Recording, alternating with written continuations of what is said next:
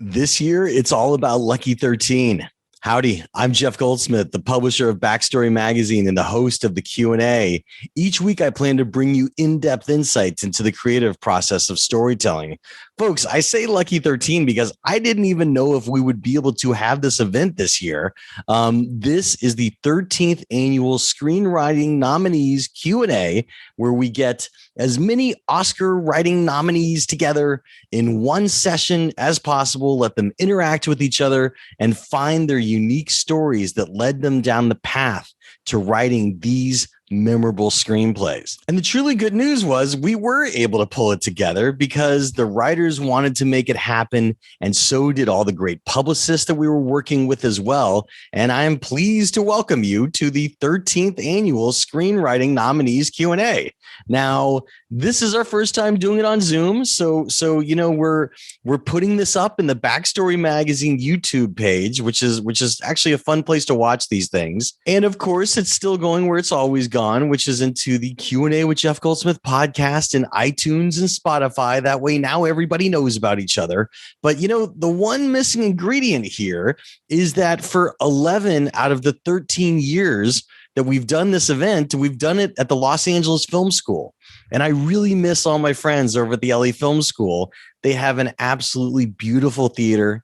They have cool programming year round for their students, and some of it is even open to the public. And I know that they've put some of it online, so you should make sure to check out what they've been doing over at lafilm.edu. That's where you could find out all about the LA Film School. And I miss seeing them. I miss being in the theater. That's where so many of my screenings happen as well. And I just miss being in the theater with so many people and having a packed house and dealing with the great staff at LA Film School. So I just wanted to give a shout out to LA Film School. And if you're looking at film programs, I hope you consider everything that LA Film School has to offer, and just make sure to visit them at lafilm.edu. And of course, I want to shout out our other sponsors as well. If you know anything about screenwriting, you know that the premier screenwriting program is Final Draft.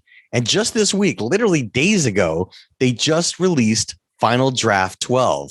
It was kind of a surprise drop, which is really cool, especially considering the cool deal that I have for you, which is that you could take a free trial of Final Draft. They are giving you a 60-day free trial where every single feature in Final Draft works.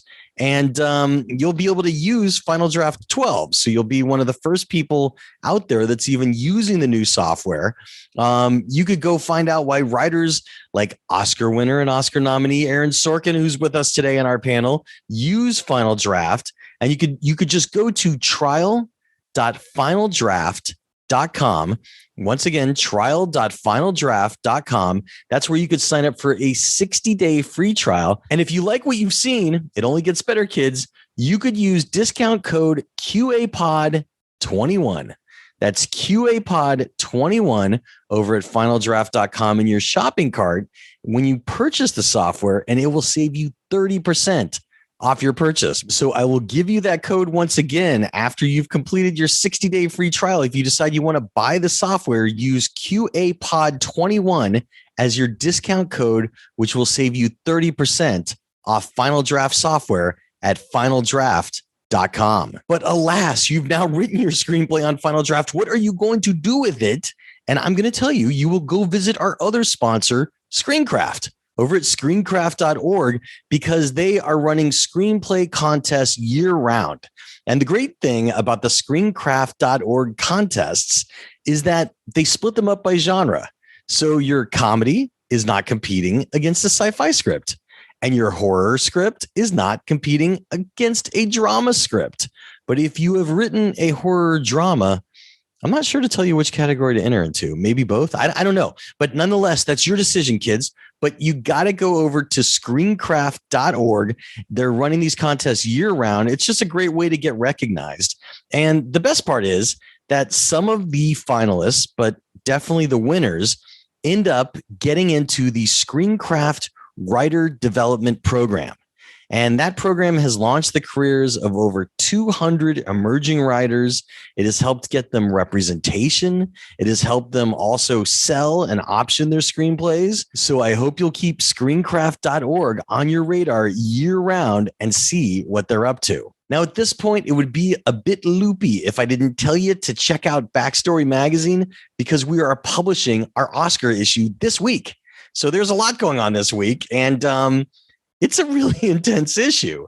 And one of the things I love about Backstory is that we focus on all the aspects of storytelling. So yes, you are going to have a place where you could read the screenplays by these excellent Oscar-nominated writers. And you're also going to be able to read additional interviews with them that I engineered to purposely not really intersect the interview that you're going to hear today. The other cool thing is that we don't just interview screenwriters. We have director pieces for directors that didn't write. We have cinematography pieces. We have editing pieces. And of course, we have all the other pieces that you've learned to love over the years, ranging from an entire blacklist screenplay that you could read in each issue, accompanied by an interview with the screenwriter, and TV pieces and film pieces, and so much more. Look, if you've never read us before, you could test drive us by reading our free issue over at backstory.net or through our iPad app, Backstory. And if you like what you read, you could save $5 off a 1-year subscription by using coupon code SAVE5 at backstory.net. So you could read us on a desktop and laptop. You could go through our shopping cart there, use the coupon code, and then your login will also work on an iPad in our app there as well. So there are a lot of possibilities for you, and it would really mean a lot to me to have my podcast listeners and the Backstory Magazine YouTube page watchers support my passion project. So thanks for considering becoming a subscriber. But now, without any further ado, let's jump into our conversation with 14 writers who I'm about to introduce to you, who represent 8 out of the 10 nominated screenplays for this year's 13th annual Screenwriting Nominees Q&A. All right, so welcome everybody. We're going to spotlight you as we introduce you for the 13th annual Screenwriting Nominees panel. And, we're going to be going down the line by film, but I figure since we'll be going in alphabetical order, we'll start in reverse alphabetical order. That's right. White Tiger, I got my eyes on you. Let's give it up for Ramin, Bahrani. Let's give it up for Aaron Sorkin for The Trial of the Chicago 7. Hooray, hooray, hooray. Let's give it up for Darius from Sound of Metal, Darius Marder. Of course, Kemp Powers for One Night in Miami. Where's it? There it is. Of course, Chloé Zhao for Nomadland. And Will Berson, Keith Lucas, and Kenneth Lucas for Judas and the Black Messiah. And then Sir Christopher Hampton and Florian Zeller for The Father. And then we have for Borat's subsequent movie film, we have Peter Baynham, Jena Friedman, and Hines.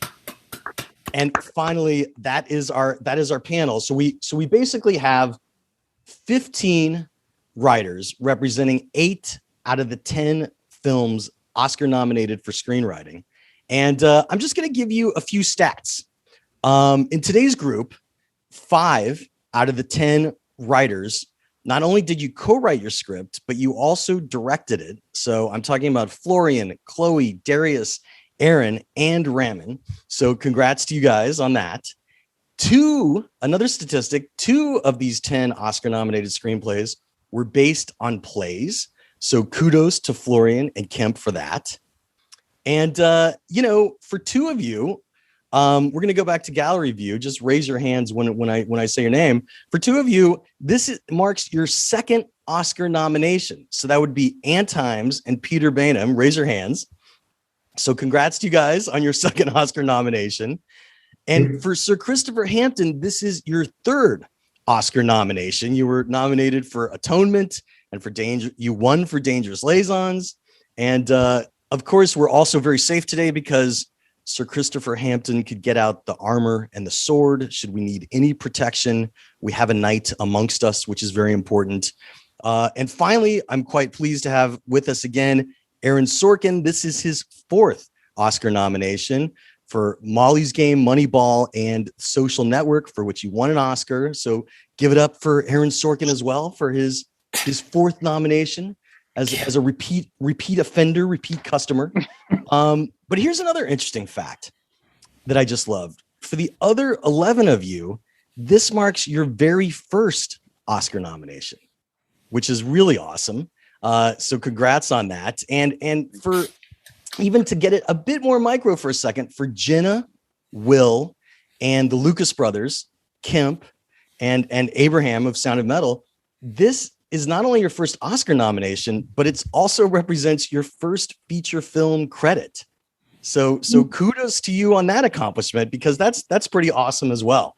So, now just to kind of, as we start on that high note, to kind of bring the house down for a second and go dark for our listeners and iTunes and Spotify, and for people watching this on the Backstory Magazine YouTube page. Here's where I want to start with our first question. And we're going to go in alphabetical order, starting with Borat, and then just down the line. What was your darkest moment as a writer?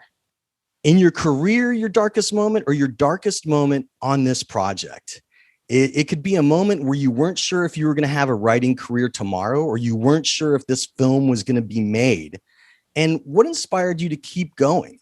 Because it's something that our podcast listeners and viewers in YouTube, grapple with. And I think it's important to take you guys off your Oscar pedestals and let them know that you're writers too, and you've grappled with these kind of difficulties. So let's get the Borat writers up to start, and then we'll go down the line. I would speak for all of us on this film. I think we were in production when COVID hit, and we had worked so hard on the film for so long prior to that. And I think it was, the prospect of the film not happening or being completed within our time frame was on the table. So that's like a palatable dark moment to share. Yeah, I would echo that. The whole film was based around the premise that we would have to release it prior to the election. And so when COVID suddenly hit, that was the darkest moment. Second darkest was when we started shooting again. Why when you started shooting again, Ant? That's because it's a nightmare. Oh. But no, we were happy to be able to go out and complete our project. We were very lucky. I had a personal darkest moment when my second attempt at writing a radio sitcom based on the Merchant Navy, my days in the Merchant Navy, got cancelled, and I was hugely in debt, and was about to go and start working at a call centre. And then I got a job writing for a chat show host called Terry Wogan, and that was my turning point. All right, that's a good one. Let's get the writers of The Father. Okay, well, if I go first, there's a lot of dark moments. I've probably written more than 30 movies that haven't been made, so there's plenty of dark moments along the way there. But I think the worst was that I wrote a film for Fred Zinnemann in the late 70s, and we were actually on location in pre-production, about to start shooting like 5 weeks' time. And we came down to breakfast one day, and Fred, it was always first, was not first. And eventually he came downstairs and said, there's a movie's been cancelled. And which film was that? It was a film called The Last Secret, which you've never seen because it was never made. Oh, God. That's pretty rough. Florian? For The Father, we were lucky enough to have finished the shooting before the pandemic, even though, it was a dark moment, because it was not the best year to have your first feature film released last year. So it was challenging for all of us because, as you know, it's the sum of so much work and so many dreams. But I would say that talking about the process of The Father, the most joyful moment, on the opposite, was probably when Anthony Hopkins said, yes, I want to make that film. And so I thought that it was done. And I was like, so when do we start? And the thing is that we start 1.5 years later. And I was surprised to discover that it was, even though we had this wonderful cast, it was not easy to get that film financed. And several times, someone called me on the phone to say it's not going to happen. And it's a British independent movie, and it's hard to make this kind of movie finance, even though you have those amazing talents. and the challenge is to keep believing in it and to not to give up and to have a strong conviction and a strong desire to make it happen, and it happens. And now Judas and the Black Messiah. So a couple of months before we went to production on Judas, a homie of mine got into a shootout with the cops and he got killed. And it was like going into production and dealing with the subject matter that we were dealing with about police violence against Fred Hampton Jr. It was like real tough to process my grief as I'm going through this process with Judas. But what was very helpful for me, at least, was watching Fred Hampton Jr. sort of, have to deal with his own grief as he's, making this movie about his father. I think seeing the Panthers and their strength was what like really helped me through the process. I'm sorry to hear that. That must have been really, really tough. Keith. Yeah, it was rough. I mean, yeah, our homie, we share the same homie. And yeah, that was weird. But we also had another friend, a comedian friend of ours, while we were, developing the story. He died of like pancreatitis in 2019, right? Right. So actually it was before production. So that year alone, we lost two homies, and it was just weird going into production with all that grief and all that sadness. But like Kenny said, like watching Mama Akua and Fred Hampton Jr. sort of deal with their grief was very, very helpful for us. Will? I've had plenty of personally dark moments as a writer. I got fired from a kids cartoon once, which was pretty impressive. But I think my darkest moment related to Judas would be when we started pitching it, and we had Ryan Coogler and Daniel Kaluuya and Lakeith Stanfield and Charles King, and we were sure there was going to be a bidding war. And everywhere we went, we either got told no or we love it, but you got to cut your budget by a third. And I know in my heart that if we had Jake Gyllenhaal and Bradley Cooper in a true story period piece thriller, they would have been throwing money at us. And so that was not surprising, but dark in how discouraging it was. Right. Obviously, happy ending. So I'm, Yes. it worked out. Right. Thank you, Warner Brothers. Right. We're going to go to Nomadland next. Yeah, I knew I had to make a film within this budget. I know the number, and having produced all my own films, I knew that I can only write certain type of movie. And it's the first time that I work with a professional actor, and there was I put that pressure on myself to write something that has more plot in it.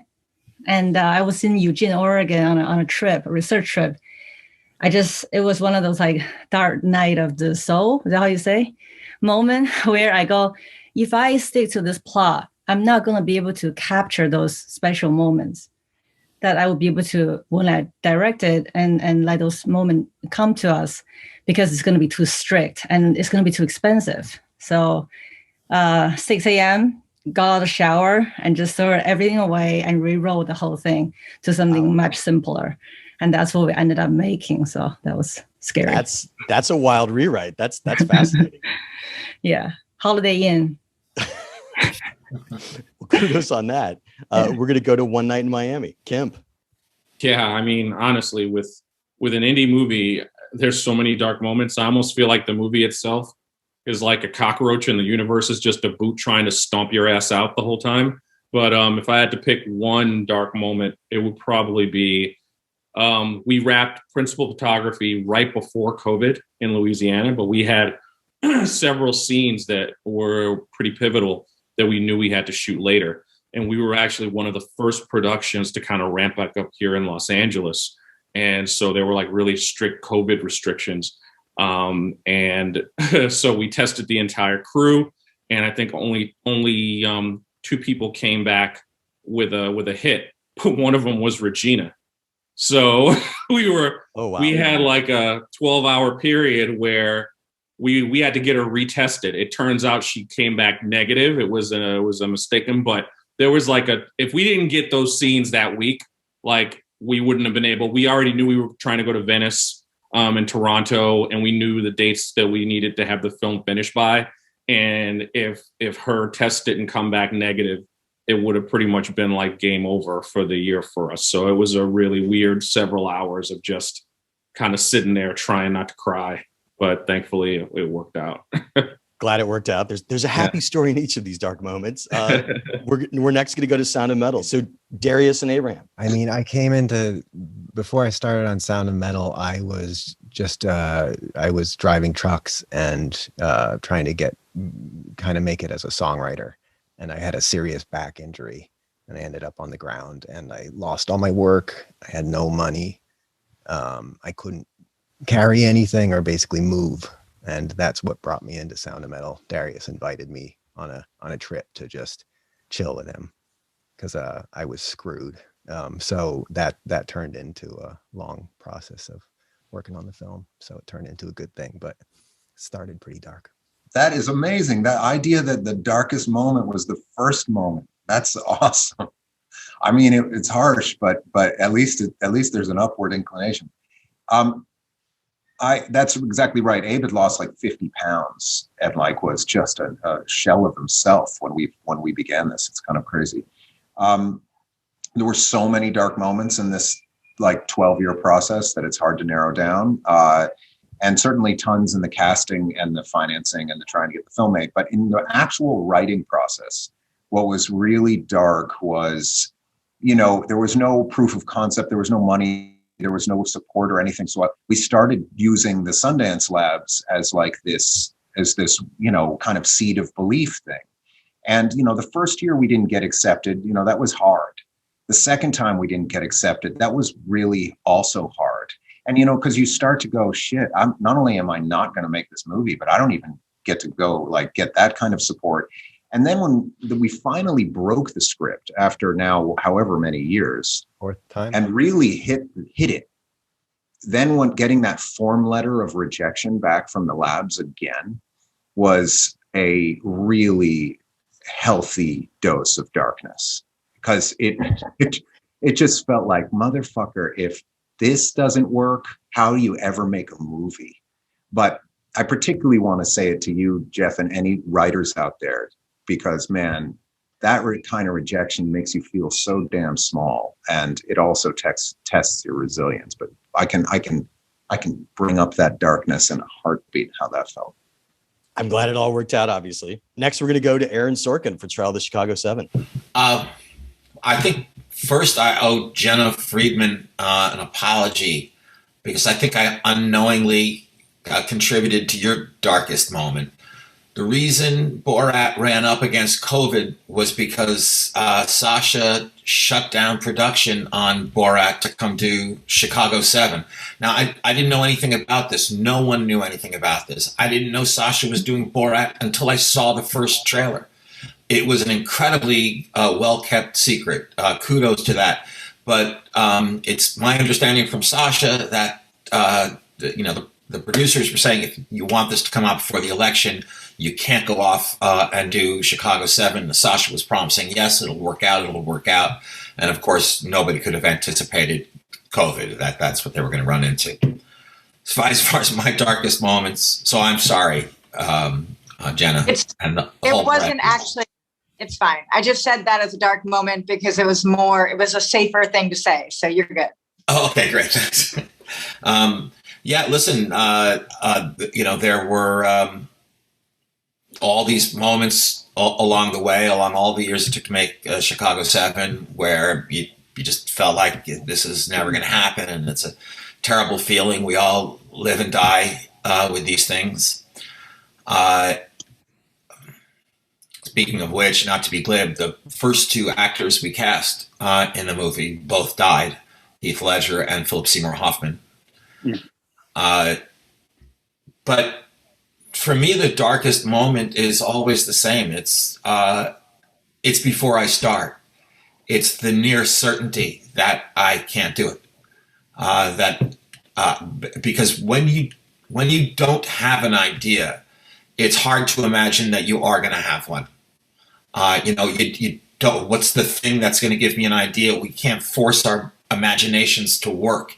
If you have to paint a fence, it may be a long fence and a high fence, and it may be backbreaking work, and it may take a long time. but when you come to work in the morning, you know what you're supposed to do, when you're a writer, you don't. And that, to me, it's a very scary feeling. And like I said, it doesn't matter how many times you prove yourself wrong. With me, every time I finish something and I'm about to start something new, and I'm 99% sure that I won't be able to do it. But you push through. So, I mean, like, it's inspiring to hear. Next, we're going to go to White Tiger with Ramin Bahrani. I can relate to a lot of these comments. Darius, Man Pushkar was rejected from the Sundance Lab.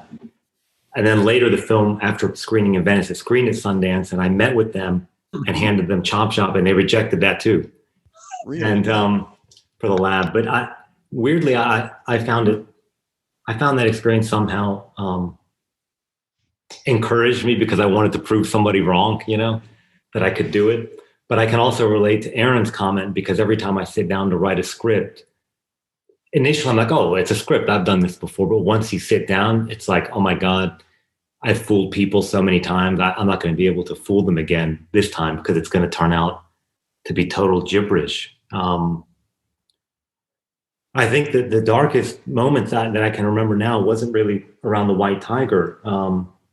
It was after I finished my third film, Goodbye Solo, and just wondering, like, I had made 3 films. They had done very well and critically in festivals, but it was hard to find an audience, and I wasn't sure what the purpose was in continuing to do this anymore. And so I was just reading a lot, and I had read about Martin Luther, the reformist, and they had asked him, what would you do if the world was going to end? And he said he would plant a tree. And I realized if someone asked me that question, I would just try to make a film before it was too late. So then I sat down to write again, and that's kind of what got me through it. That's fantastic. And it's inspiring for people to hear, because even though you're Oscar nominated, each of you all have the same struggles that every writer has. So now to empower you to get off the dark stuff, we're going to start with Ramin, and we're going to go back. And my question is, film is collaborative. Like, collaboration's important, but the power of being able to say no is also really important to keep your vision alive. And this doesn't have to be a long answer for everybody. This could kind of be a lightning round answer, but I want you each to consider a time where you had to say no to either the powers that be, your creative partners, or someone else, because there was something that you were believing in that you couldn't back down on, and how the power of saying no helped or hurt, if it did, your project. So no pressure on you, Ramin, but we're going to start with you for that. Well, I am a big believer in improvisational comedy motto, which is yes and. And I always like to say yes and until I have to say no thank you. And I don't like to tell anyone my ideas. I don't like to tell my crew or my actors anything that's in my head until they share what they're thinking and what their imagination is, because I figure they may be thinking things that I'm not, and it could make my project much more interesting. And it's always good to say yes and until you have to say no thank you. And it's in Persian language, they have an expression, gohe khodeto bokhor, and it means eat your own shit. So if you're going to fuck up, it better be your own mistake and not somebody else's, because that's much harder to live with. And I've made that mistake before, and it's the most painful. If it's going to be bad, it better be your own. Yeah. Great answer. We're going to go to Aaron Sorkin next. Okay, Aaron, the power of no. Off the top of my head, I guess it's there was a great director. Really, I love this director. He wanted to direct Chicago 7. At a point during the development process, saying yes to him would have meant the movie was going to happen now. It was about to start happening. But he was very honest with me and let me know that he has an improvisational style of directing. He likes the actors to really mess it up. He used Jackson Pollock as an example, that he likes to kind of shoot paint at the wall. And what he was describing in my head sounded really, really good to me. It's just not why I write movies. So I said no. I'm glad you stuck to your guns, because you wound up directing the movie and you did a fantastic job. I did. And by the way, again, he may have done a fantastic job. He may have done a more fantastic job. But it wouldn't have been the movie that I wrote and the reason I wrote it. All right, Sound of Metal, Darius and Abe. Yeah, I mean, I said no a lot during this process, as Abe can attest. I live by that moment to say no, because I think it's such a declaration of yes. You know, if you know what you don't want, then. But there were a couple really challenging no's. I mean, I actually said no to early on to a movie I could have gotten financed. I said no early on, and then it was many years before we made the movie. But actually, I think one of the more powerful no's for me was about 12 days before shooting. Our financiers, after all that time, were acting in a way that wasn't a good way to act, and it looked like it might kill not the movie, but the energy of the movie. And so I said no to them 12 days before shooting, and with really no idea of how we were going to make the movie. And that was a really crazy moment. And I'm so glad I did, because we found in a matter of 2 days, we found someone outside of Hollywood that did it without any restrictions. And it's the only reason the movie is what it is. Abe?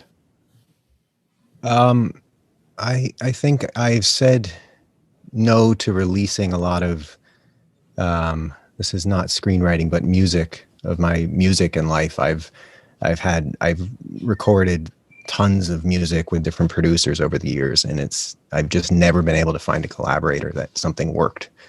And Green, the credit song, and Sound of Metal is the first studio recording I've ever released, because it felt right for the first time. That's great. Kemp, for One Night in Miami, the power of no. Yeah, I mean, for me, there were a lot of no's with One Night in Miami as well. But I think the biggest one was just that it came from the fact that there actually was interest at the studio level, even in the original play.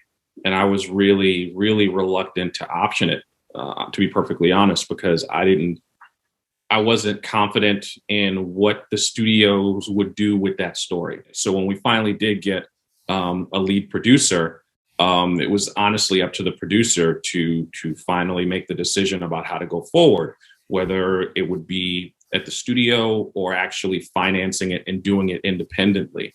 And so I remember, I think the producer was leaning towards going with one of the studio situations. And I flew out to New York I was in LA at the time. I flew out to New York. I remember it specifically. It was there was a David Bowie exhibit at the Brooklyn Museum. So I got 2 tickets. I invited him over to the museum, and we kind of walked through that exhibit for 2 hours. And I just made this really impassioned case for why, while it was riskier to do it independently, that was the only way that we'd be able to do a movie that retained the heart of the story that I was trying to tell. Because a lot of the studios were coming from this place of wow, this would be a great project for certain A-list star, certain A-list, you know what I mean? That would break the ensemble. It was always structured to be a true ensemble. And I managed to convince him to go the indie route and sell the film after we made it ourselves. And that's awesome that you're having that conversation literally at an exhibit for Bowie. Yeah. Embraces the independent spirit as well. So Chloé, for No Man Land, your power of no, something that you had to put your foot down for, that either worked out, I'm hoping, or didn't. Yeah, I have to say I was given so much freedom. It was not a very expensive movie to make, and I was giving total freedom from everyone around me. I had to say no to myself many times. I think suddenly going from making a film for 80 grand to a couple million, you suddenly have a lot of options, and that could be quite scary, because I've always thrived on limitations. It's when you're in that survival mode is when you make decisions that are clear, because those are your only choices. So, maybe I'm speaking more as a director here, but I find that how I write will inform how I make this film. It really starts from the writing stage. It will create an identity of how we're going to run the set. And so I had to tell myself, here are the limitations, and we're going to stick to them. So for Judas and the Black Messiah, for Will, Keith, and Kenneth, what was the time that you really felt that you needed to say no, and how did that turn out? This is a really tiny thing in specific, but I think it's hopefully instructive or inspiring to writers. Can I spoil something structurally at this of point? Course. Yeah, your movie's out. Okay. So there's sort of a frame device, which is interviews of one of the characters set 20 years ahead of when the narrative takes place. And to a T, everyone involved with developing it on the studio side said that those interviews had to go. And Shaka and I fought incredibly hard for them the whole way. And we could be, I mean, I can't say objectively that it works creatively or doesn't, but I'm glad we did.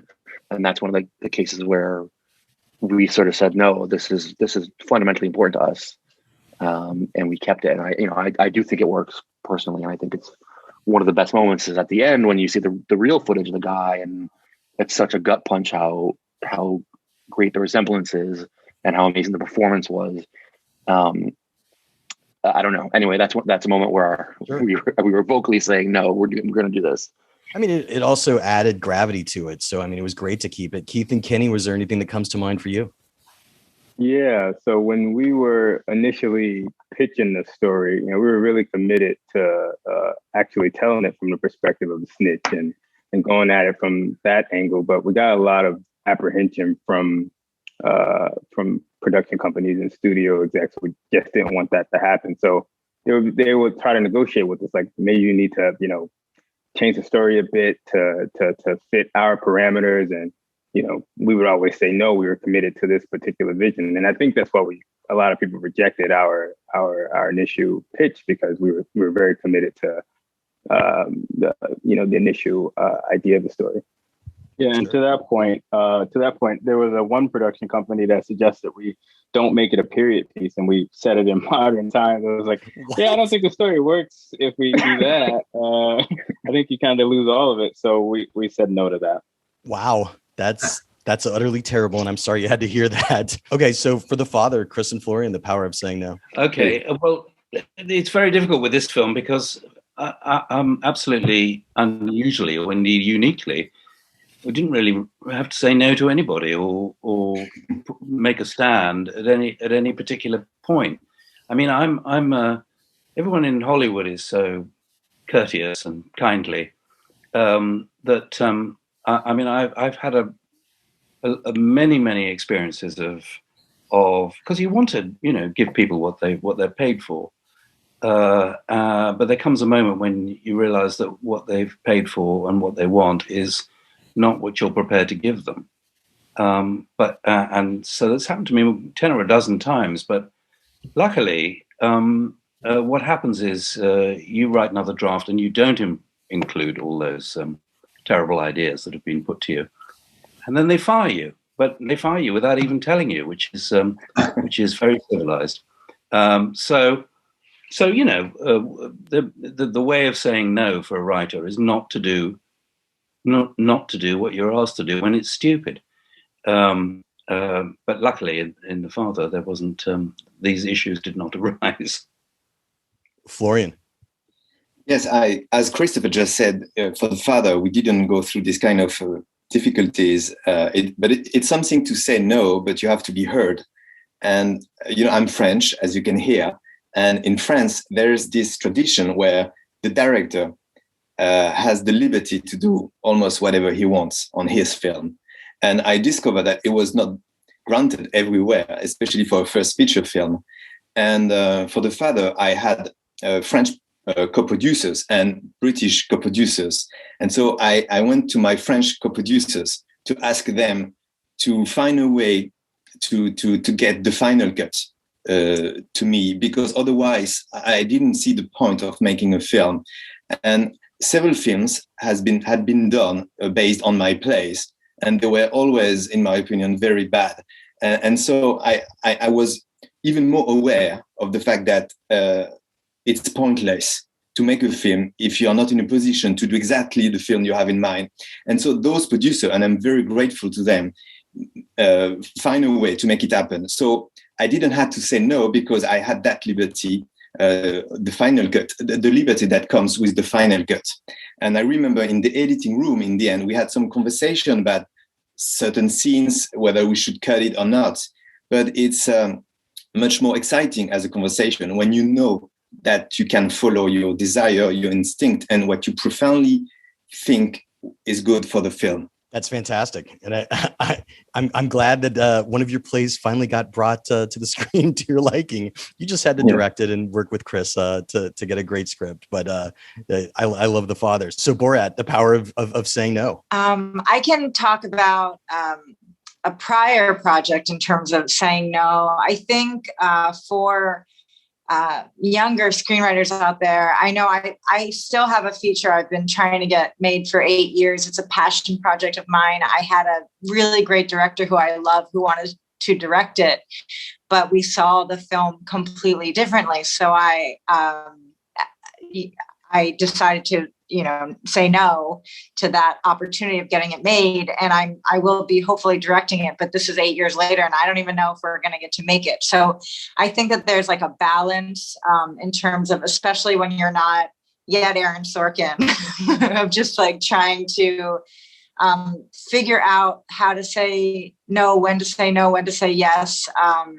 It's tricky because I think, at this level, everyone's at the top of their game making really incredible work. And sometimes I wonder, if I'd said yes, I would just have that movie done. And then everything I learned from that, I'd be on to the next. But so hopefully in a couple years, I can say, like, I'm really glad that I stuck to my gut and said no. But I do think it's a little bit of a balance. Ant and Peter, anything that comes to mind for you? I have to say on this project, it was kind of amongst the people creatively involved, a kind of collective no, and one which ultimately didn't meet that much resistance. But when we conceived the project, it was really in mind to in somehow, in any small way we could, inflict some kind of negative effect on the Trump regime. And pretty soon after deciding we're going to make this movie, we had the idea that we would infiltrate his inner circle somehow and get one of his guys in a compromising situation. And then next we had to join the dots. And as part of that process, we initially just had heroes and villains. And it was very black and white. It was like, they are the villains and basically the Democrats, the left, are the heroes. And as we made the movie, we came to the realization that it's actually more complicated than that. And one of my favorite scenes and sequences and people in that movie are Jim and Jerry, the two conspiracy theorists. And our initial instinct was to sort of paint them as MAGA lunatics, devoid of humanity, and very much the bad guys. And it transpired that they'd essentially been brainwashed, and underneath, they loved their children, they loved their families, they loved Borat. And I think saying no to painting them as irredeemable was, that's my answer. That's great. I'd follow on from Anne to say also that we considered doing another Borat film for a very long time, for like 14 years. But we had said no to ourselves even to that idea because we felt, for all kinds of reasons, that if we got anything more to say, will it kind of crap on the reputation of the initial movie? And in the end, like, the reason it was Trump that we came to do it. But then when we eventually came to do it, we also felt like, what do we have to say with this? And we don't want to just repeat our themes that we did with the previous movie of this. We expose anti-Semitism, we expose racism, we expose sexism. We wanted to do all those things with this, but we wanted to do something new. And I think, speaking to what Ant said, what was very interesting to us and what felt to us very much like the reason for the existence of the second movie was that we exposed decency. And even in these guys who claimed that Hillary Clinton drinks the blood of children, they also were feminist, and they were also educating Borat, and it showed to us that they were like, people are complicated. And this is a time we're living in of total division, and each side just discards the other side and says that the other side is, that the people on the left think that the people on the right are 100% bad. And this was a way that we could show, hopefully, that, they and other people that Borat met through the movie had decency. And it's a little bit more complicated than people on both sides quite often believe. And so I'm glad we said yes to that. Okay. Yeah, I can't even think of sorry. No, go. I can't even think of an example of no with this movie, because it was just like, yes, we'll do that. Yes, we'll go there. Yes, we'll try this. And it was so much of that for this particular project. And even when, somebody in the room would be like, no, I don't know. Then we'd be like, let's push. We can always scale back in the edit. So it was a very yes movie.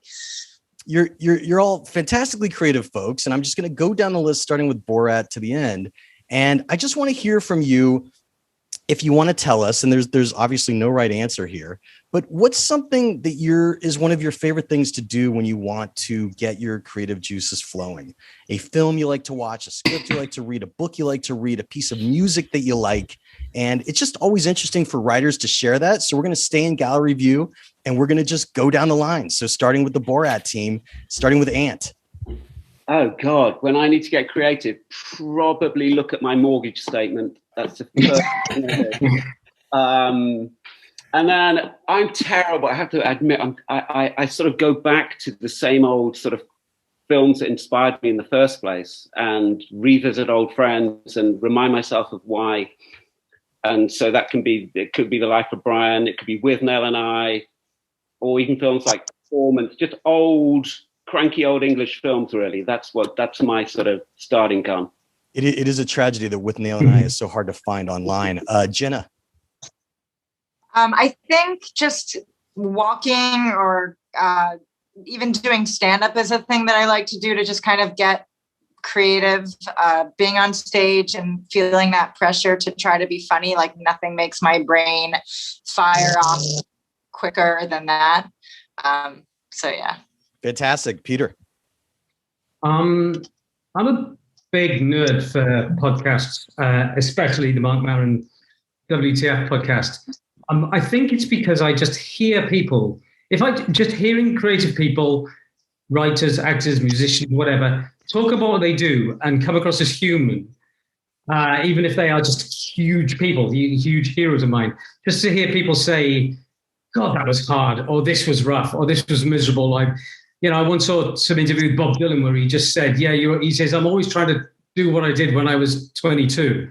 And to hear that guy, it's something humanizing about hear people makes me want to get up and do it. When I hear that, people have, that it's hard for them as well. Yeah. It always makes me want to do it. Moving to the father, Chris. Oh, just sitting in front of the bloody bit of paper. I'm afraid there's nothing else really. You've just got to make yourself do it, however little you want to. And that's. But I'm also talking about inspiration. I'm not just talking about sitting down to. Yeah, I know you are, but inspiration, of course, comes from all the things that you've read and seen and admire. But when it comes to writing, the current piece of work, you just have to grind it out. And I think, as Aaron was saying earlier, it's just every time is like jumping off the high board, and so you just have to make yourself do it. Florian. I would say that there's a feeling that makes me probably more creative is the admiration. I love having admiration for someone else, for artists. So I guess it's about going through again, the books, the films, and that meant something profoundly to you. And there's a liberty that you can find in this feeling of admiration when you do admire someone else. It gives you a kind of liberty to find your own voice within this admiration. And so it's basically going back to what make art something so meaningful. Judas and the Black Messiah, Kenneth, Heath, and Will. I think for me, it's a combination of marijuana, philosophy, and doing stand up. I like those three things help me sort of think straight. Keith. Yeah, stand up, just, going on the road and going to different cities and being exposed to just like different cultures across the world. That definitely helps in terms of sparking creativity. Obviously marijuana. And I love walking in the park with my dog. But, simple things like that, just like very small things that can help spark ideas. Will. I think I'm probably somewhere in the middle between Florian and Sir Christopher in terms of wanting to immerse myself in art that inspires me and feeling like I just have to force myself to do it. That's the only way to do it. But also I think engaging in any kind of creativity outside the medium of writing is really helpful. I'll do drawings or something that's a little more right brain, I guess, is helpful to me. Chloé for Nomadland. I said, I feel you, Kenny and Keith. I think 8 hours sleep is really important. Sometimes you gotta do whatever it takes. But also, I'm also with Peter, and as well, I have gonna go for a walk, but I will put like an interview with Aaron or Ramin. I have just listened to them talking about writing and talking about making films, and and just realize the process isn't that impossible. That helps. And with the 8 hours sleep, demystifies things. And then I go to work. Getting sleep is important. I have not done that in a while. Kemp, for One Night in Miami.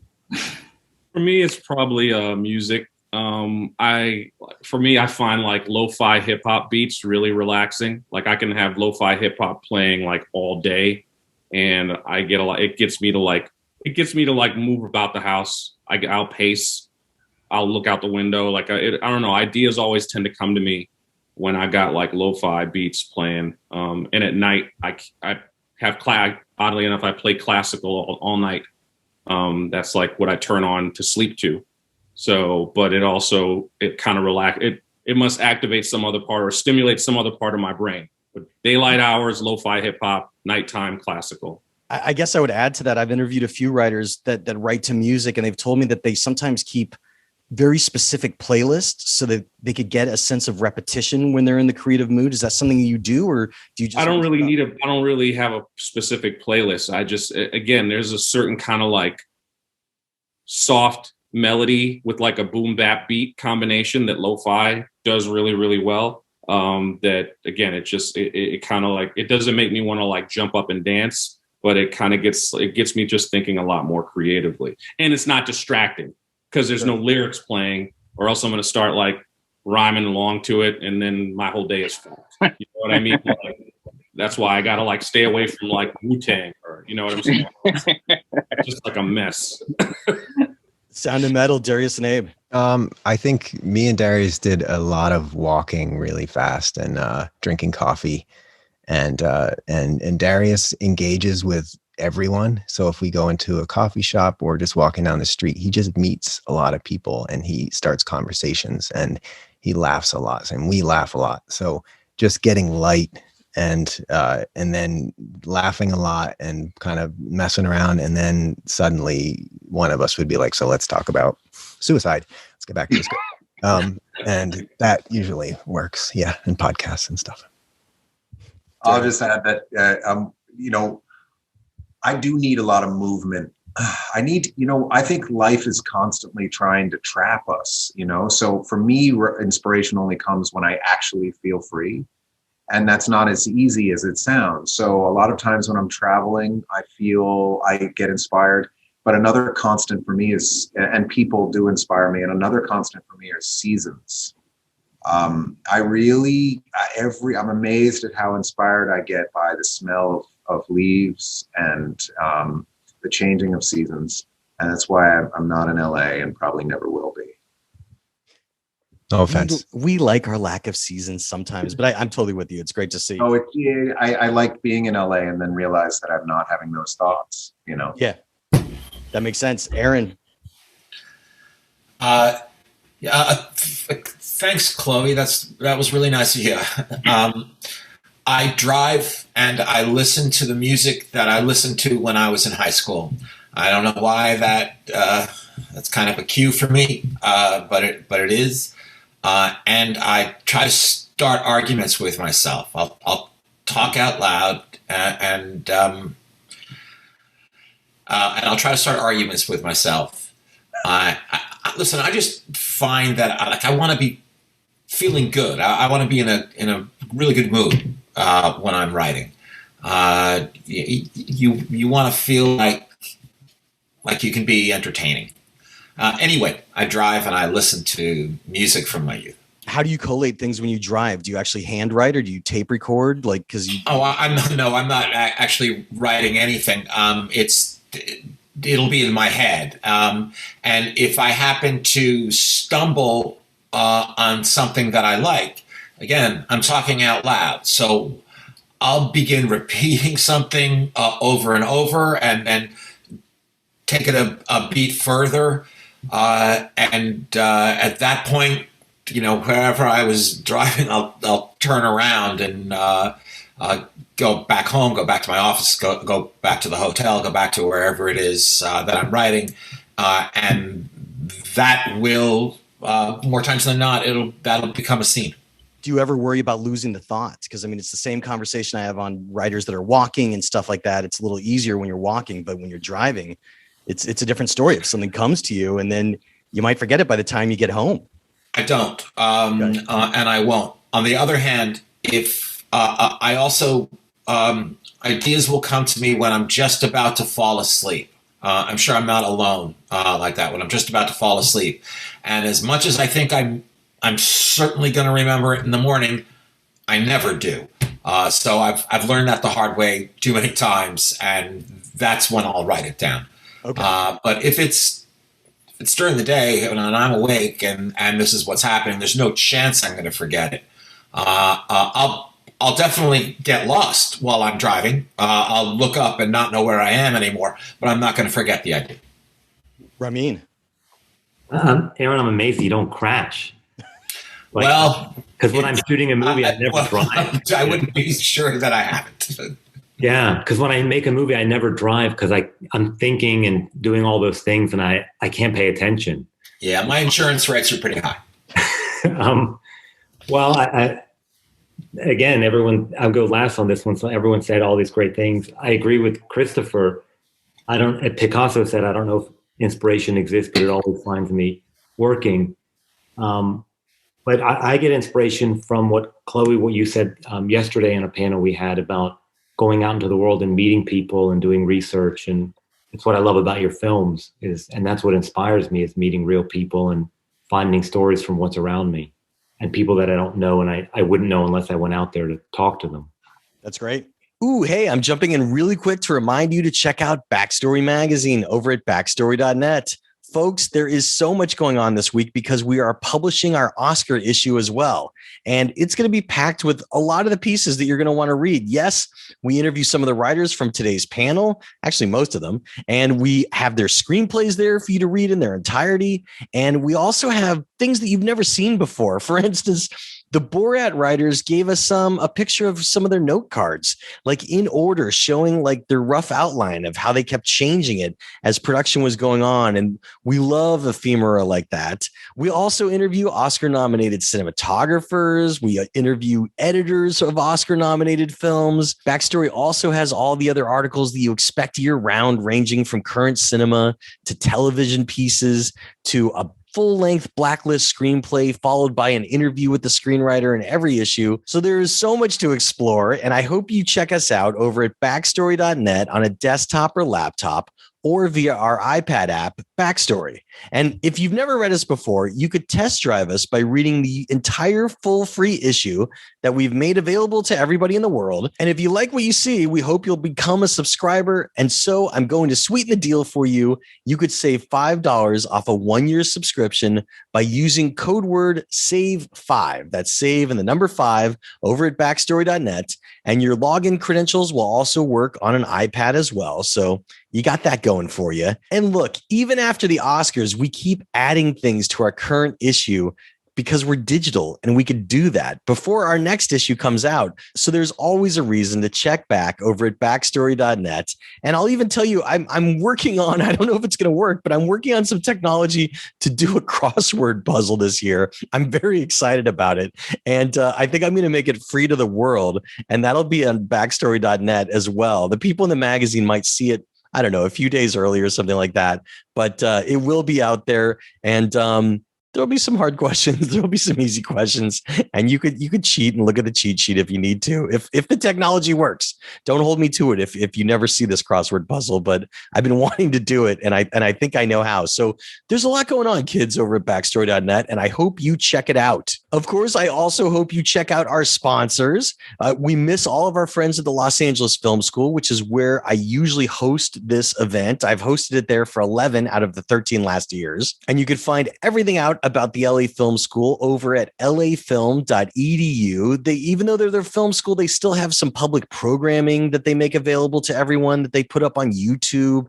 And there's just a lot going on at LA Film School. And I can't wait until I could go back there and host screenings again there and interact with everyone, because I absolutely love it. And it's a beautiful theater. So make sure to support the LA Film School because they're awesome over at lafilm.edu. And of course, we got really lucky this week because Final Draft is our sponsor, the premier screenwriting software, but they just released version 12 of Final Draft. So it literally just came out this week. I don't even know everything that's in it. I know some of the features like convert a PDF into screenplay if it was a text PDF, which is pretty awesome. That's something that people have been wanting forever. So I actually can't wait to get to work with that. But you could take a test drive for free for 60 days of Final Draft 12. You could just go to the site trial.finaldraft.com and just, register there, and you will get a 60-day free trial. And the cool part is everything in the software will work. It won't be a shorted version. It'll be the full version of Final Draft 12, and it will work for you for 60 days. And if you decide you like it and you want to buy the Final Draft screenwriting software, I have a discount coupon code for you that will save you 30% off your purchase, which is pretty intense. That's a pretty great discount code. So the discount code is QAPOD21, and that will save you 30% off a purchase of Final Draft 12. And that code again is QAPOD21, and that will save you 30% off your purchase over at finaldraft.com. Of course, right after you have finished writing your screenplay in Final Draft, you got to go over to screencraft.org and enter it into a contest. And the cool thing about Screencraft, as everybody knows, is they do a lot of very genre-focused contests year-round.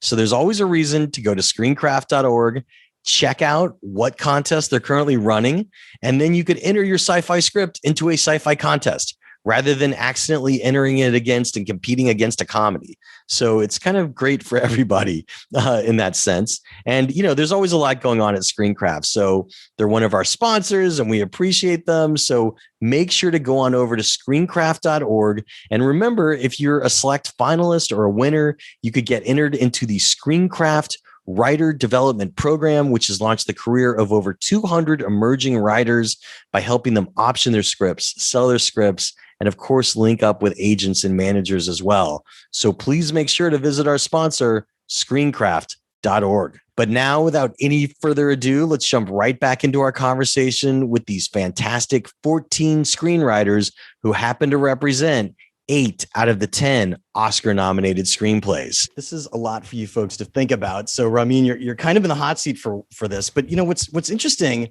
about all these films is on today's panel is that it illuminates the story of an individual or a group who are rarely represented properly, if at all, in mainstream culture, because they're part of either a counterculture movement that's striving to be seen via counterculture methods, while being overwritten by mainstream culture or stunted, or these characters are part of an invisible culture that's generally forgotten.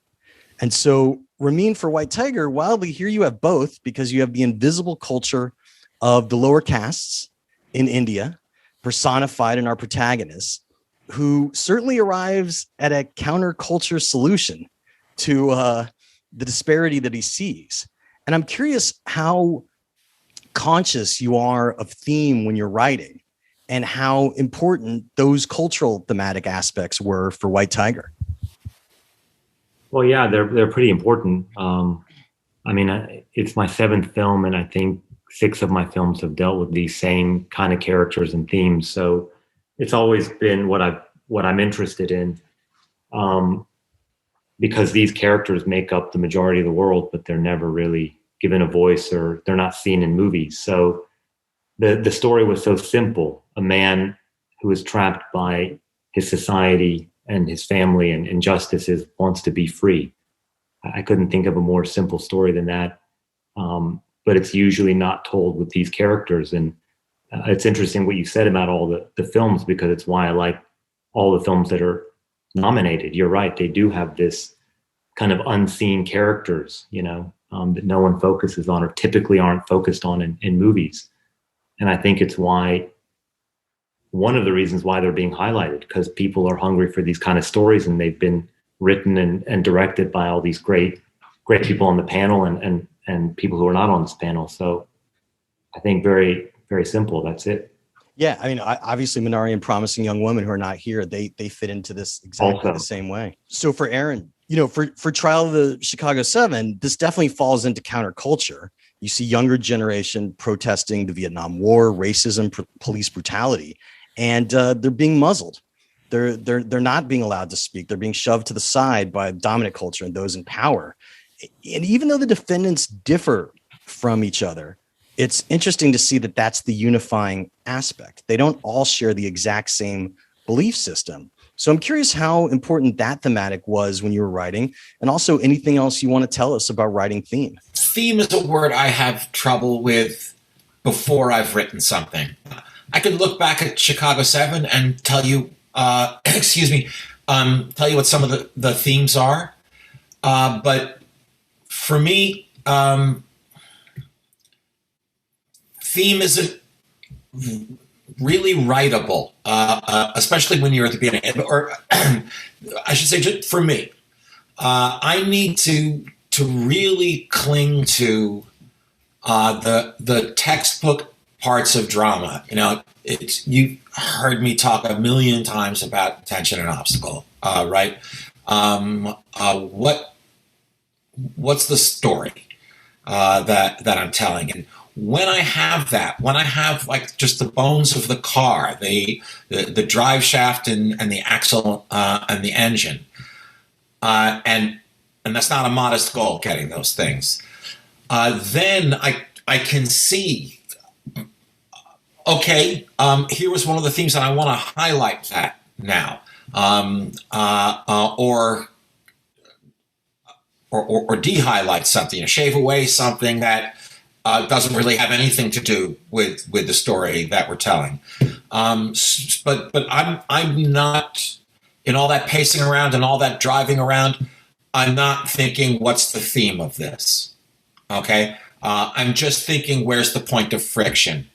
And are there two or more interesting arguments to be had? As William Goldman said, nobody knows anything. There's no one way to do it. So I mean, that's a great answer. So Abe and Darius, for theme for Sound of Metal, here you're embracing an invisible culture with a disability that many consider to be somewhat invisible. If you see someone walking down the street, you don't know immediately if they're part of the deaf community.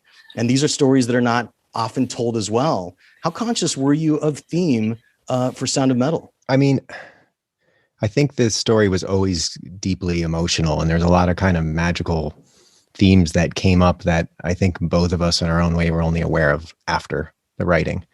For me, something I've been thinking about recently is I was diagnosed with like severe learning disabilities when I was in school, and I was taken out of school and told that I couldn't be with my friends and my classmates, and I was sent to this school of boys on top of this mountain, and we only played deaf schools and in sports, and we would eat with them, and it was all like we only played disabled schools with like disabled people, and so-called. So my self-esteem took an incredible hit at a young age, and I really felt just less than. And I think all the kids around me, whether they were deaf or learning disabled or whatever it was, you know, I felt everyone had a lot of frustration. There was a lot of frustration, probably less so in the deaf schools, but in the school I was in, there was a ton of frustration and a feeling of being less than and being really alone. I think there was something without even knowing it that attracted me to this story, and that was incredibly cathartic. And Darius was always a part of that journey, like was really, there for me on my journey through school. And he has his own really specific. Darius, tell us. Well, I mean, I do think that we drew a lot from that time of yours, Abe, and I think just as a kind of a culture of our family, we're very much kind of not the norm. You know, I grew up feeling very out on the fringes of things. But this movie has subcultures rarely seen all over it. It has the deaf community. We really focused a lot on subcultures within the deaf community because deaf community is not a monolith. And, so there's many subcultures that you see even represented in deaf community, which was really important to us. And then of course, just the community of loud music and hardcore and metal and that was a really important subculture also to kind of work into in a really specific way. We often see them as the butt of a joke, or we see them in this kind of certain way, but this was a very, very specific subset of community that we spent a lot of time, Abe and I, really writing into deep, rabbit holes, trying to kind of go in more and more specifically. And that was really intoxicating, that process. I think for the reason you brought up, Abe, and also for me, I think everything I've ever written has been about those subcultures. It's really amazing how this year is highlighting all these things that we rarely see in cinema. Kemp, what's so interesting about One Night in Miami is you have invisible culture versus also, mainstream culture in a way, versus also counterculture through Malcolm X, because you have these people that are at the apex of their visibility and popularity, really sitting down to figure out the best way that they can, help illuminate the community as a whole when they're coming from some such different aspects of it. What were the challenges of that? Because you really boiled it down perfectly. Well, I mean, before I answer, I got to say, I'm sorry, I'm thinking about folks, a lot of the stuff that folks are talking about. I realize we do a lot of these panels and I don't really have an opportunity to comment on some of the things that I really enjoyed in other people's films. And in particular with, I just wanted to take a moment to say that with Sound of Metal and The White Tiger, those two films really struck me because they answered questions that I didn't realize I'd been asking myself for years. I'm not going to say the questions out loud because I'll sound really ignorant, but I definitely had an ignorance about deafness, and I had an ignorance about, with The White Tiger, that rooster cage analogy. I don't know. There were just some of these films. What really strikes me is that I'm a former journalist. I feel like I know so much about the world. I read so much. And I think it creates a kind of arrogance where you think you understand things that at the end of the day, you cannot really understand it unless you walk a mile in that person's shoes. And a lot of these films, honestly, almost all of them did that for me in one way or another. And I say that even including Judas, because, Hollywood might assume because, we're Black, they like to pile all the Black guys in the corner together and act like, one Black movie is any movie with Black people, we are all dealing with the same shit, but they're actually quite different. And I didn't really know much about Chairman Fred Hampton. And it was quite an experience for me. So I just wanted to, apropos absolutely nothing, just say that, I haven't got much chance to comment on all these films, but this has been a really kind of profound year in cinema for me, in that rarely have I'd have to go back to 1999 to think of a year when I saw movies all the time and kind of wrapped up that film and felt changed, if that makes sense. So again, apropos nothing, I just wanted to say that out loud. That's great. Everyone here, this is 99 was my favorite year of movies until this year. And it's a testament to the stuff that the folks in this panel. Oh, Kemp, what was in 99? I thought you were going to say 70s. No, 99 was my jam, man. That had everything from The Matrix to being John Malkovich to, I mean, no, you can't. Magnolia, P.T. Anderson put out Magnolia in 99. It was a great year. It was a great year. That was my year. Every week I went to the movies and came out like, holy shit, that was the best movie I've ever seen. So just briefly, Kemp, was there any point of crisis that you thought you were putting too much in conflict? You know, Sorkin was talking about. No, conflict. For me, it was the interesting thing is that, you know, the conversations that the characters have in my film are they're a conversation that I honestly think a lot of Black people in the public eye we have with each other. And I just kind of wanted to see that hashed out because people have very different opinions on what, if any, social responsibility you have as a Black person in America. You know, you hear a certain amount of growing up, like, you know, things would be so much better for you Blacks if you would just be American. Why do you always have to distance yourself? Which is one of the most ridiculous things to say because you're reminded from the time you're born that you're not a legitimate American in ways large and small. So it's this fascinating thing where I don't even know where it first comes from, but you know, you're told from a very young age, if you do well in school, you're a little bit different. You know, there's all these things that are done to highlight how you're different from the community that you are proud of and a part of. And it puts you in a strange place. And so, I mean, these are conversations. It's like any cipher. You get a bunch of us together and we got a cipher going and we're having a conversation. These are actually very, very common topics. And that's what I noticed going back to the play and having the opportunity to have the play and every single production tweak it again and again. I honestly felt like I was just kind of putting out there a conversation that I actually feel is very common that a lot of people outside of this group just aren't privy to.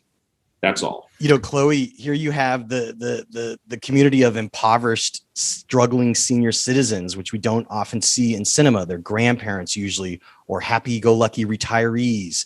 And you're showing people that are living, you know, on the edge of poverty, that are, you know, home compromised, and they're trying to find their place in the world. And it's a thematic that, as we've said, has run through all these films. Here, they're not really counterculture, although they're perceived as counterculture, but they don't have like a real movement that they're behind other than trying to support each other. I'm curious how important that thematic was when you were writing, or what other themes you kind of discovered. Well, for me, like when I'm writing or conceiving a film, there's like two heartbeats that I try to keep beating at the same time. You know, there is that to be as specific as possible. You know, it's not just a car, it's a 10, you know, Cutlass Sierra, right? Like it's not as specific as possible to the culture and the people that I make films about.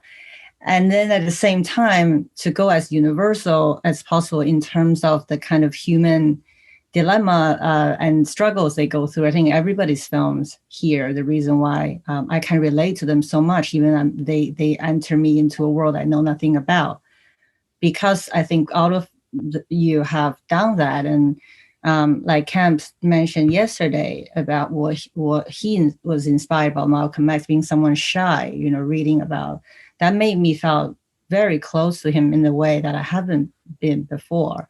And it is trying to, you know, really show the authenticity of these subcultures, but at the same time, treat them as if they're just the grandmother or the brother or the friend. Will, Kenneth, and Heath, obviously, you know, this is counterculture because you're dealing with the Black Panthers, but it's also invisible culture because you're showing them in a light that most Americans haven't seen them.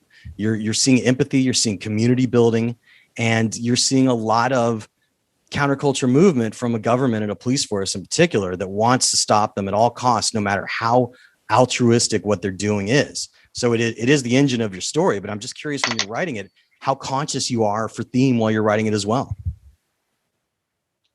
I'm going to talk a little about, I guess, out of both sides of my mouth here. I think thematically, it's the enormity of white supremacy and police brutality in America, and the omnipresence is inescapable. And it was summer 2014 when Eric Garner and Mike Brown were murdered by police 3 weeks apart that I felt like I I had to start writing what was my original version of the script. And so I think that's inescapable, and in a weird way, it sort of forces our hand. But simultaneously, I think in general writing terms, for me, I think a little bit like Aaron, I think theme is always, or at least has to start, subordinate to character and deed, not least because I love thematic shit, and if I let myself traffic in that, there'll be no story. So I think if you are honoring that stuff, the brass tacks of it, the theme will emerge. And that said, when I do write, I am sort of surprised to discover that stuff, and maybe I'll find motifs that I wasn't consciously aware of, and then I try to sort of massage them and expand on them and play with them. But I for my own weaknesses as a writer, I need to focus on story. Otherwise, I will just sort of have a tone poem on the page that no one will ever make. Hey, Keith, how conscious of theme are you when you're writing? I think it's important to be very sympathetic to your characters and conscious of theme. I think for me, specifically with Judas, and even more specifically with the character of Will O'Neill, is like I could relate to him. Like, I grew up poor. I grew up in a system that was, inundated by, the negativity of structural racism. I could relate to his decision making. I could understand why a young brother in that situation would decide to do what he did. But on the flip side, I could fully understand why Fred Hampton was the way he was. I'm not saying I'm Fred, but I can understand the conditions that they sort of reacted to. I fully understood that, and I think when you're constructing a story, it is helpful to have some relatability to those characters, and to think about how that affects theme and story. Right. Yeah. I mean, I think it's all about context. We grew up poor, we grew up Black, so I think we had a foundational understanding of what it's like to be in that situation. And I think that's generally where we draw from. We try to relate stories to what we've gone through, and what and how we might respond or react if we were put into a similar situation.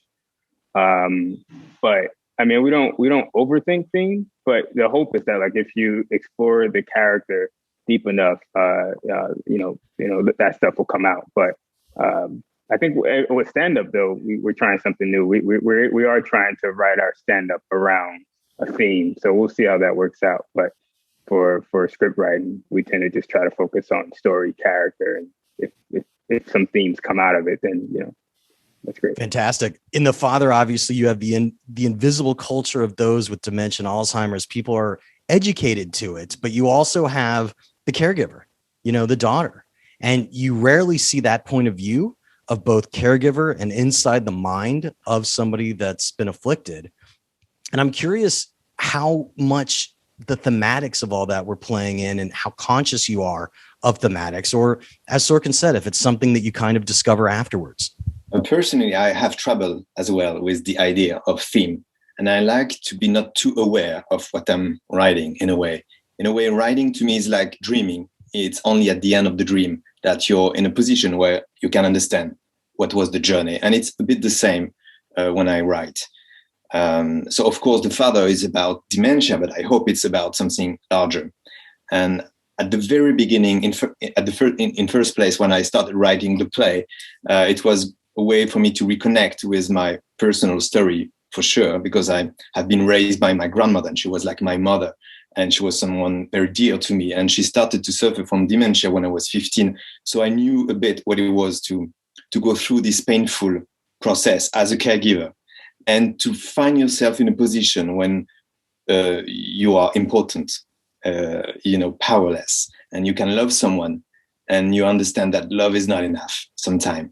But I also knew that, unfortunately, everyone could be related to this issue, because everyone has a grandmother, and everyone has a father, and everyone has or will have to deal with this kind of dilemma, which is basically, what do you do with the people you love when they are starting to lose their bearings? So it was not about trying to tell my own story I think it's not enough to make a film. It was more about sharing emotions. And I think movies are here for that reason, to make you feel and remember that we are all part of something bigger than ourselves, and which is fraternity, even though it's a painful fraternity.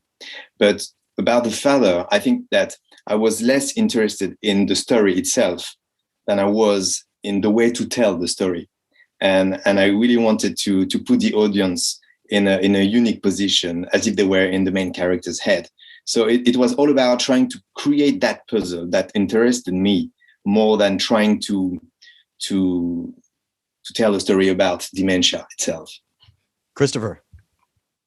Well, I just want to say I'm extremely happy, particularly happy to be in this group of writers and this group of projects, because it seems to me that, as you pointed out, that all the work this year, the interesting work, has been about people who are underrepresented, or if not underrepresented, underconsidered, and so, I mean, I'm very lucky to have been invited in a position of having translated Florian's plays over several years, but it's really good to be part of a group of people who are focusing and thinking about and showing us worlds that ought to be in the center of our consciousness, but are not.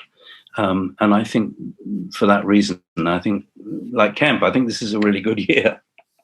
Absolutely. In Borat, it's counterculture for sure. We needed him in this election year to get back out there and put back on the suits, something that, even Aaron Sorkin said he didn't know was happening. And in an election as close as it was, I actually really do believe that Borat made a difference in swaying some voters.